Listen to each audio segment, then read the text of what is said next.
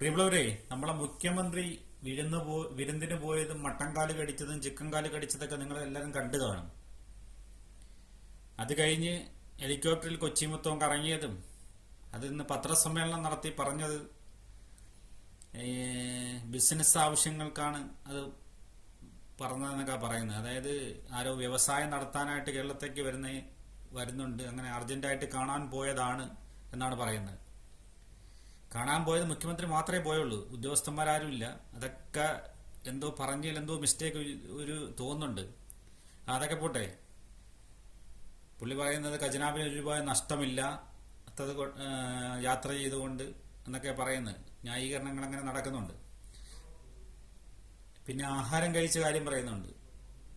പിണറായി സഖാവിനെ കളിയാക്കിയൊക്കെ സംസാരിക്കുന്നുണ്ട്. കഴിഞ്ഞ 2018 പുള്ളി ആഹാരം കഴിക്കാതെയാണോ അത്രയും ദിവസം ഇരുന്നൊക്കെ ചോദിക്കുന്നു.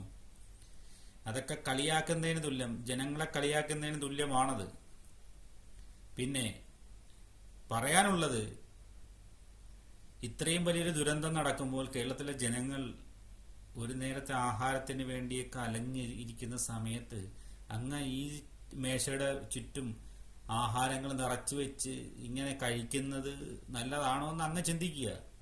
എന്നിട്ട് അതിനെ വന്ന് ന്യായീകരിക്കുകയല്ല ശ്രമിക്കേണ്ടത്.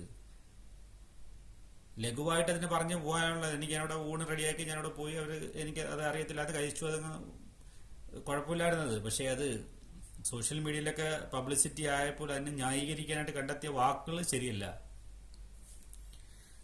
പിന്നെ ഒരു ഏകീകരണം, ഒരു ദുരന്തം ഉണ്ടായപ്പോൾ ഒരു ഏകീകരണം ഇല്ലാതെ പോയി. എന്തൊക്കെയോ സംഭവിക്കുന്നു. മുഖ്യമന്ത്രിക്കൊന്നും അറിയത്തില്ല, അതിനെക്കുറിച്ച് പഠിച്ചിട്ടില്ല.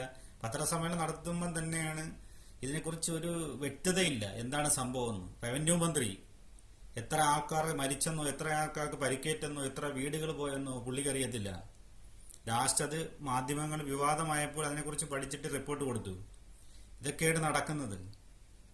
നമ്മുടെ നാട്ടിലൊരു ദുരന്തം ഉണ്ടായി കഴിഞ്ഞാൽ അതിന് ആദ്യം മുൻകൈ എടുത്ത് ഇറങ്ങേണ്ടത് മുഖ്യമന്ത്രി തന്നെയാണ്, വേറെ ആരുമല്ല.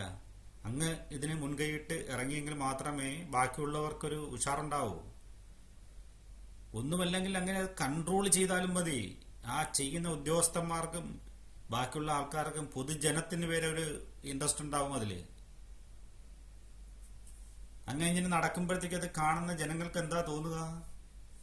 അതുപോലും മനസ്സിലാക്കാനുള്ള സാമാന്യ ബുദ്ധി ഇല്ലാതെ പോയല്ലോ എന്നാണ്. താങ്കളെ ജനങ്ങൾ ഇഷ്ടപ്പെട്ട് തെരഞ്ഞെടുത്ത് മുഖ്യമന്ത്രിയാക്കിയതാണ്. ആ ജനങ്ങൾ തന്നെ പറഞ്ഞു തുടങ്ങിയിരിക്കുന്നു അങ്ങയുടെ ഈ കാട്ടുകൂട്ടൽ കാണുമ്പോഴത്തേക്ക്. നാടിനൊരു ആപത്ത് വരുമ്പോൾ കൂടെ നിൽക്കണ്ടേ? മേനോൻ സാറ് ഇങ്ങനെ പോയി കഴിഞ്ഞാലുള്ള അവസ്ഥ എന്താണെന്ന് ചിന്തിച്ചിട്ടുണ്ടാ? ഇതൊക്കെ പാവപ്പെട്ടവന്റെ പ്രശ്നത്തിൽ ഇടപെടാനും അത് അനുസരിച്ച് കൈകാര്യം ചെയ്യാനും പഠിച്ചില്ലെങ്കിലുണ്ടല്ലോ വൻ ദുരന്തമായിരിക്കും വന്ന് ചേർന്നത്. എന്തായിരുന്നാലും ചെയ്ത കാര്യങ്ങൾ ന്യായീകരിച്ചത് ശരിയായില്ല. അത് കണ്ടെത്തിയ വഴികൾ ഒട്ടും ചൊവ്വായില്ലെന്നാണ് പറയാനുള്ളത്.